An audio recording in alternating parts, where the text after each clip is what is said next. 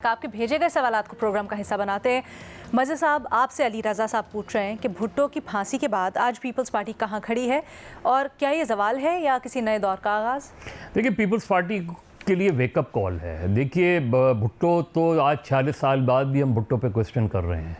ये बताते ख़ुद इस बात की गमाज़ी है कि भुट्टो कितनी पावरफुल पर्सनालिटी भी थी। आप उसके बहुत ज़्यादा चाहने वाले भी हैं और बहुत ज़्यादा उससे इख्तलाफ करने वाले भी ज़िंदा हैं, और यही जुल्फ़िकार अली भुट्टो की सबसे स्ट्रॉन्ग पर्सनालिटी का हिस्सा रहा है।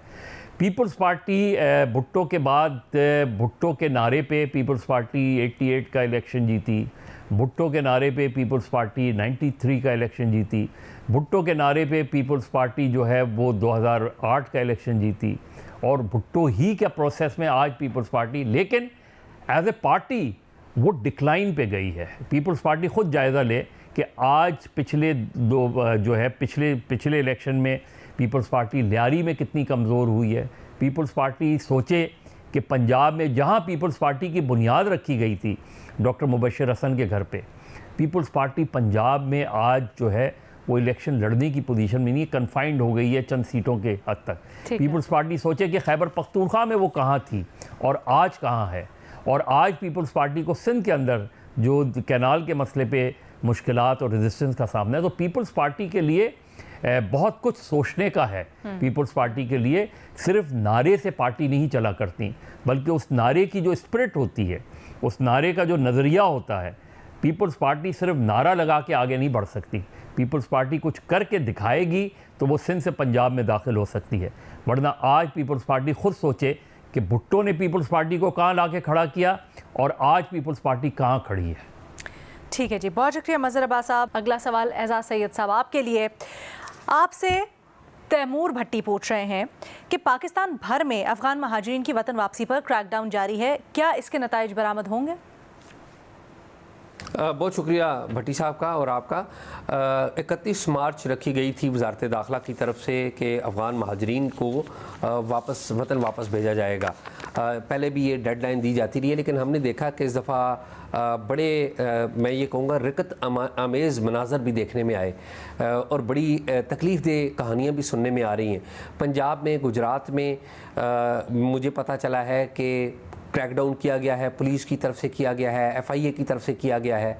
इसी तरह लाहौर में क्रैकडाउन किया गया है, सिंध में, कराची में क्रैकडाउन किया जा रहा है, इस्लामाबाद में किया जा रहा है, पेशावर में काम जारी है, पूरे मुल्क में। अब इतनी तकलीफ़ दह बात है, मैं इस पॉलिसी का शुरू दिन से मुखालफ हूँ। अमरीकी सदर डोनाल्ड ट्रंप ने ये पॉलिसी इमिग्रेशन के लिए अमेरिका में मुतारफ़ करवाई।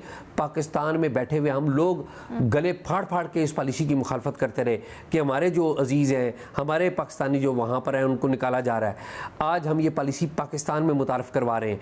उन बच्चों के बारे में, उन नौजवानों और उन बूढ़ों के बारे में जो पाकिस्तान में पैदा हुए हैं, जिन्हें हमने इस मुल्क की शरीयत नहीं दी, हमने इस लोगों को टैक्स के नेट में शामिल नहीं किया, इलीगल रखा, उनके साथ ज्यादती की। अब उनको भेज रहे हैं और भेज भी किस तरह रहे हैं। वो उनकी यहाँ पर जो जमा पूंजी थी, किसी के पास ट्रैक्टर था, किसी के पास ट्राली थी, किसी के पास रिक्शा था, वो लेके जाने की उसको इजाज़त नहीं है। क्यों नहीं है इजाज़त? वो क्यों नहीं अपनी गाड़ी लेके जा सकते? वो औने पौने अपनी प्रॉपर्टीज़ यहाँ पर फ़रोख्त कर रहे हैं। पुलिस आती है, रात को छापे मारती है, कार्रवाइयाँ लॉ इन्फोर्समेंट करती है, और वो बेयारो मददगार गिरफ्तार होते हैं और चले जाते हैं। भाई, आप ऐलान करें, आप सारी अपनी प्रॉपर्टी ले जाएं।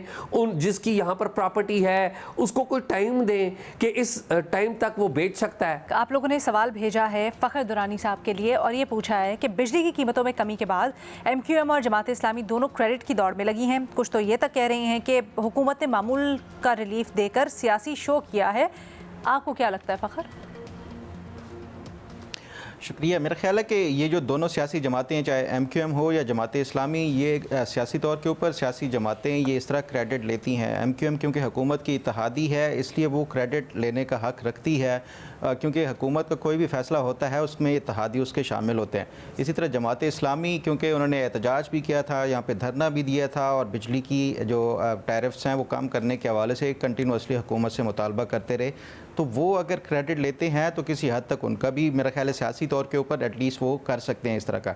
जहाँ तक बात है कि कुछ लोग ये कह रहे हैं कि ये हुकूमत की तरफ से एक सियासी शो, पावर शो है, उसके अलावा कुछ नहीं है, तो ऐसी बात नहीं है। देखें, इसमें जो सबसे इम्पॉर्टेंट काम था वो टास्क फोर्स जो IPPs से नेगोशिएट करने के लिए वो बनाई गई थी वज़ीर तवानाई अवैस लगारी की सरबराही में, जिसमें ये कहा गया कि 3700 अरब रुपए तक हुकूमत जो है वो इस जो IPPs के जो एग्रीमेंट से 3 to 25 ईयर्स तक के उनको रिव्यू करना, रीनेगोशिएट करना या कुछ को टर्मिनेट करके वो 3700 अरब रुपए की बचत, वो एक इम्पॉर्टेंट इसमें फैक्टर है। फिर उसके साथ साथ ये जो कीमतें हैं कम करने के हवाले से ये अभी नहीं होगा, बल्कि ये जुलाई में रीबेसिंग होनी है, फिर शायद उसके बाद भी मज़ीद कुछ कमी का इम्कान हुकूमत की तरफ से जो ज़राए हैं वो इसका इजहार कर रहे हैं। और फिर उसके साथ साथ ये भी एक सवाल उठाया गया था कि क्या ये जो बिजली की जो निर्ख है या जो टैरिफ्स कम करने के हवाले से ये कुछ टाइम पीरियड के लिए हैं या परमानेंट है। इस हवाले से भी ज़राए से मैंने पूछा तो वो ये कहते हैं कि ये डिपेंड करता है कि जो डॉलर की कीमत है अगर वो मुस्तहकम रहती है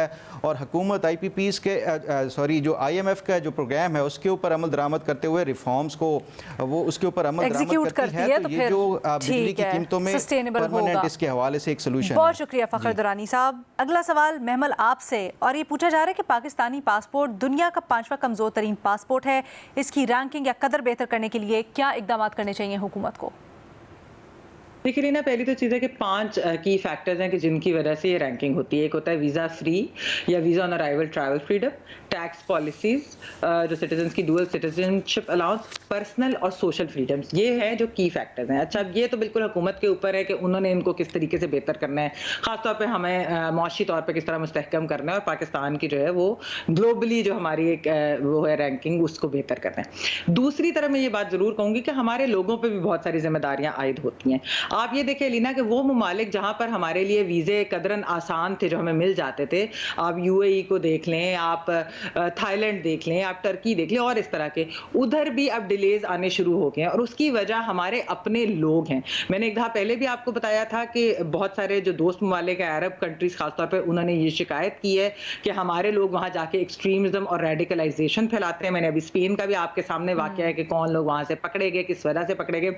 अच्छा, फिर वहाँ जाकर वहाँ के कवानीन को फॉलो नहीं करते, फिर वहां पर खवातीन की हरासगी के वाकयात भी सामने हैं, किस तरीके से उनको हरासा करके वीडियोस भी जिस तरह से लगाई गई, फिर एक बेगिंग वाला भी इशू है और उसके अलावा भी जो है हमारे अपने लोग जो है जो वहां पर जाकर ये हरकतें इस तरह की करते हैं, मनफी चीजें हमारे ही मुल्क का इमेज जो है वो खराब करते हैं, जिसकी वजह से बाकी लोगों को मुश्किलात आती। तो मेरे ख्याल में हमारे अपने समाज में यानी कि लोगों को भी अपने आप को बेहतर करने की जरूरत है। हुकूमत पर तो जिम्मेदारी बिल्कुल आयद है, लेकिन ऐसा नहीं है कि हमारे लोगों पर जिम्मेदारी आयद नहीं, इनकी वजह से हम ब्लैक लिस्ट ना हो जाए। मैंने आपको उस वक्त भी कहा था कि अमेरिका का ट्रैवल का बैन की भी जो बातें हो रही थी, फिर यूरोप के अंदर जो वाकयात हुए हैं, ये ना हो कि वो भी हमें इस तरह से करना चाहिए। और अरब कंट्रीज और जो टूरिज्म के लिए जहां हम जाते थे आसानी से, वो भी हमें आहिस्ता आहिस्ता जो है वो हमें वीजे देने अभी ओवर द ईद हमने देखी ना एक वीडियो जो तस्बीहां एक औरत से हरम के अंदर खींच रही थी, वो कितने मतलब अफसोसनाक वीडियो है और पूरी दुनिया में जा रही है जी। पाकिस्तानी खवातीन है जो कि एक औरत से तस्बीहां खींच रही है। How sad.